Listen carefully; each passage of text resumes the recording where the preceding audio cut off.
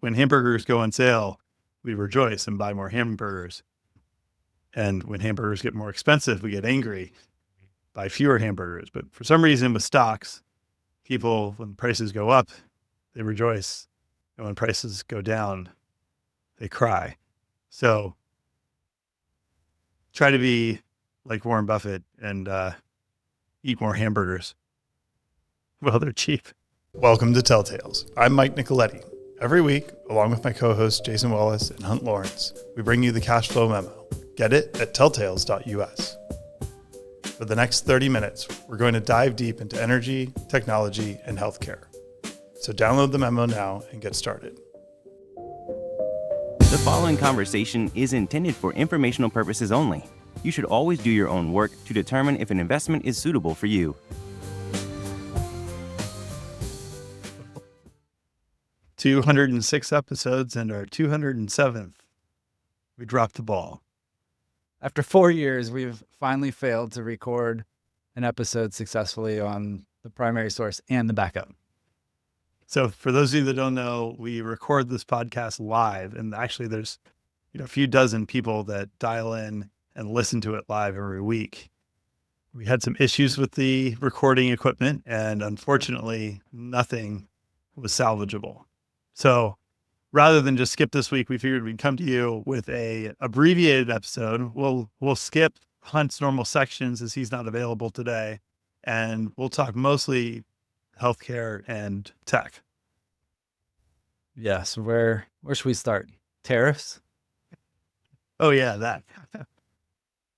In case you were underneath a rock for the last few days, there's been a bit of a tariff issue going on between the US and China and various other countries. And yesterday morning, Trump announced that there would be a 90-day pause in the implementation of most of the tariffs. That caused the market to rally pretty substantially yesterday, though today, Thursday, it's selling off again. To me, the interesting thing was the reciprocal tariffs were paused on every nation that didn't retaliate. And they did that knowing that China was the only one. So effectively, they've singled out China among all global economies as the one they're targeting now. Which, in hindsight, maybe this whole tariff thing was really just targeted at them from the get-go. I've had a theory that it's like national security related, little off the tariff topic, but the lesson learned from Russia invading Ukraine was that Europe became so dependent on Russian energy supply that they couldn't really respond effectively in a kinetic war.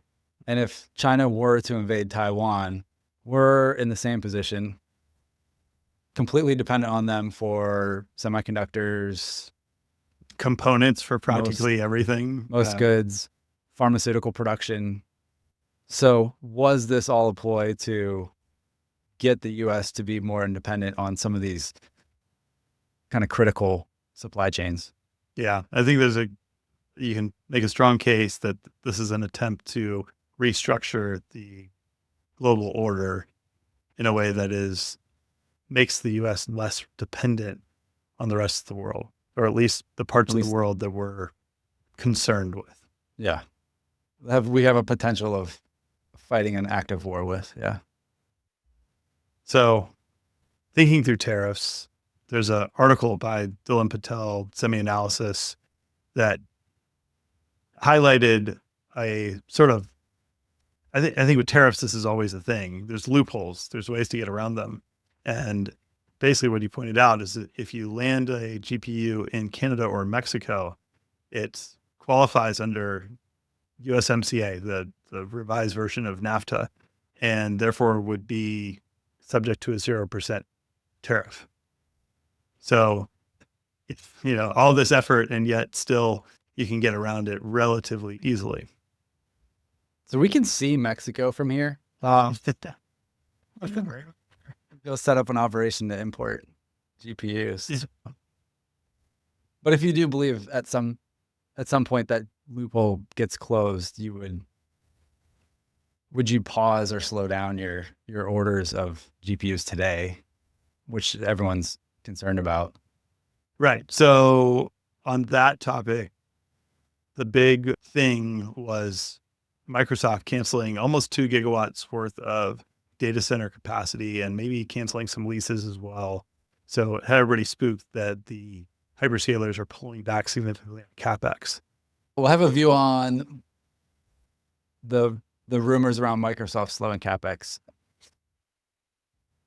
And it maybe it's true, but to some extent, you have to think that OpenAI is their partner, and they were factoring in a lot of Azure capacity to go to OpenAI. And now that OpenAI is partnering with Oracle to build out the Stargate data center, OpenAI is not going to take down more capacity from Microsoft. So that could be part of them slowing down. So it's in that sense, it's a shift of CapEx spend from Microsoft into this Stargate project.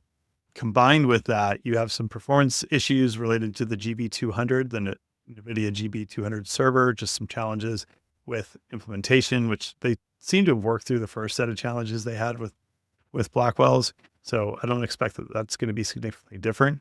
But the question is are people going to wait for the GB300 versus just buy up the 200s?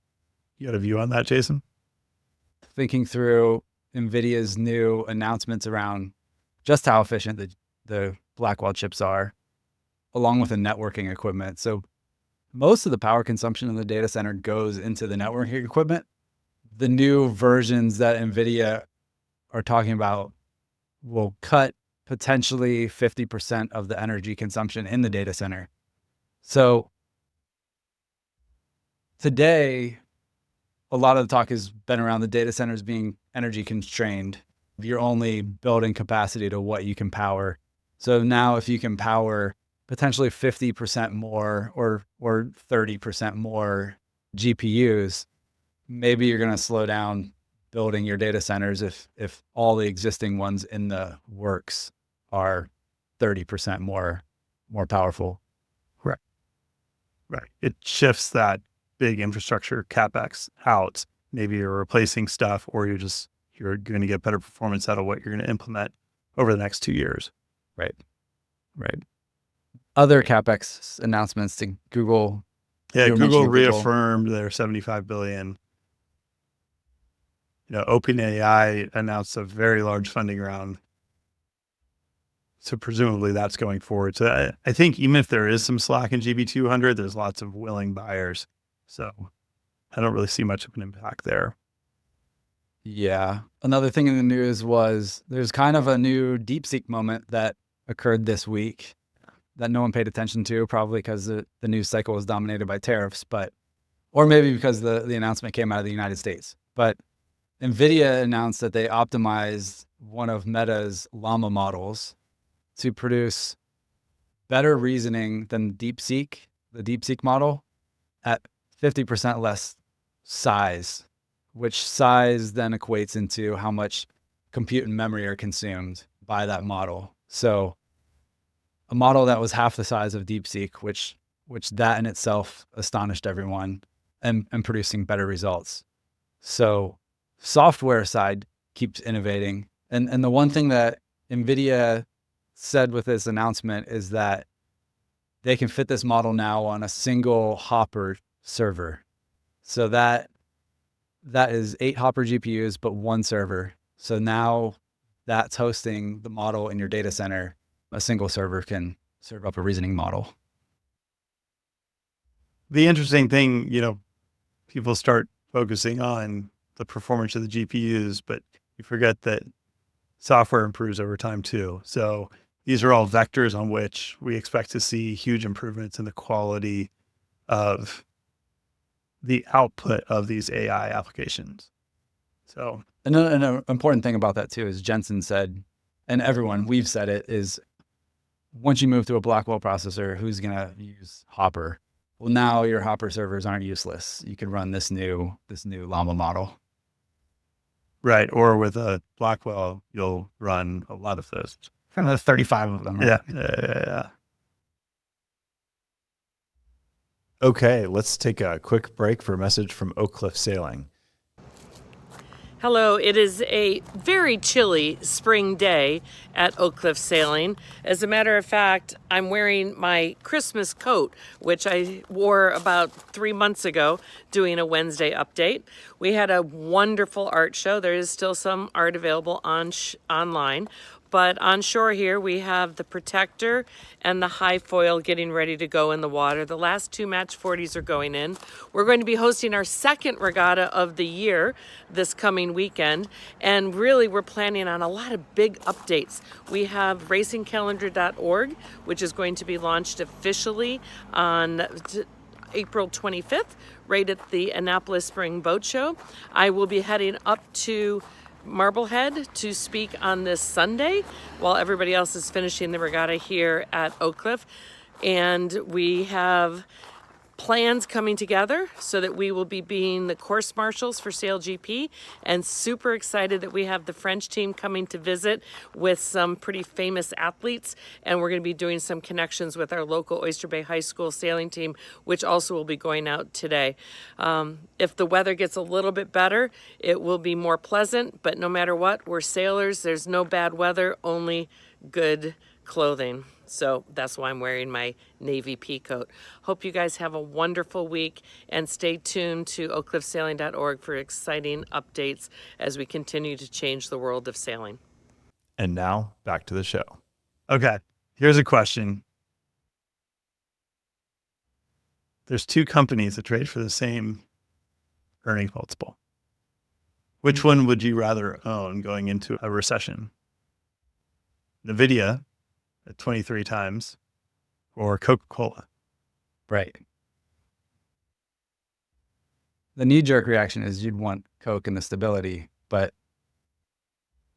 there's a potential problem there with the new administration and specifically RFK Jr.'s attack on the SNAP programming, the SNAP program reimbursing for sugary drinks such as soda and Coke specifically. And so explain what SNAP is real quick. The food stamp program. Yeah. So we estimated that, well, Coca-Cola does about $10 billion in sales in the US of Coke products. So the beverages and not the snack portfolio. Of that, we've estimated about 1.3 billion of it is actually through the SNAP program. So quite a large amount of revenue at risk from the soda program. But overall, Coke, I think we were looking at a 3% hit in sales. So not huge, but that company might not be growing, whereas NVIDIA is growing rapidly. Right. And I think Coke obviously they've shifted some of their portfolio away from sugary beverages, but there's no question that's going to have some sort of an impact. Right. NVIDIA, on the other hand, right, if people do pull back on GB200s, like it could be a less good year, or even if revenue flatlines, which would be a huge shift, right? It would be a big change. Yeah. But say it does 130 billion rather than, close to 200, which is what's expected. It's hard to say which would be interpreted how. Right. But NVIDIA actually is a little cheaper here today on an earnings multiple than Coke. Yeah. So healthcare news, we covered it a lot last week. There's not a lot this week. 2 things I have are reports about Vertex's Journavx, the pain treatment, are that it's now being carried in about 90% of US pharmacies. So that's good news. Distribution is there. Access is there at the pharmacy. Now it's a question of getting prescribers to write prescriptions and the plans to getting reimbursement, getting insurance coverage. The other one is also tariffs related. Trump's promise that there will be major pharmaceutical tariffs coming.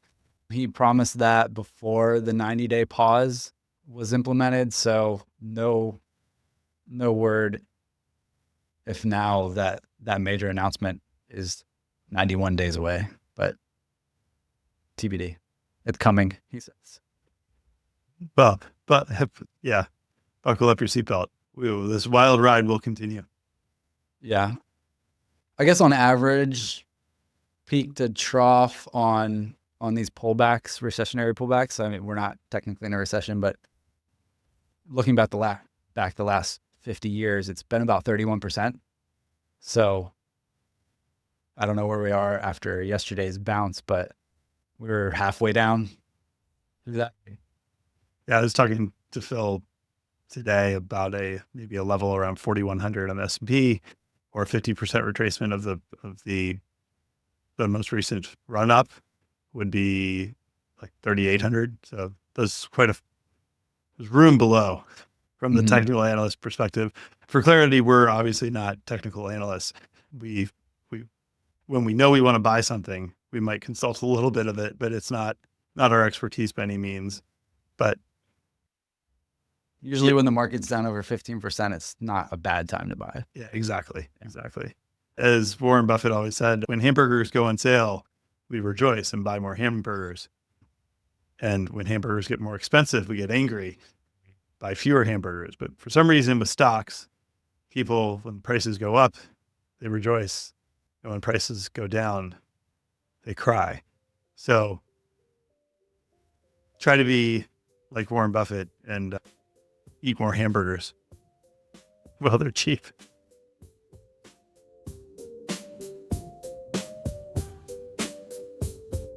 The views expressed on this podcast are the hosts alone and do not constitute an offer to sell or a recommendation to purchase or a solicitation of an offer to buy any security nor a recommendation for any investment product or service. While certain information contained herein has been obtained from sources believed to be reliable, neither the hosts nor any of their employers or their affiliates have independently verified this information, and its accuracy and completeness cannot be guaranteed. Accordingly, no representation or warranty, expressed or implied, is made as to, and no reliance should be placed on, the fairness, accuracy, timeliness, or completeness of this information. The hosts and all employers and their affiliated persons assume no liability for this information and no obligation to update the information or analysis contained herein in the future, and may or may not hold positions in the securities mentioned.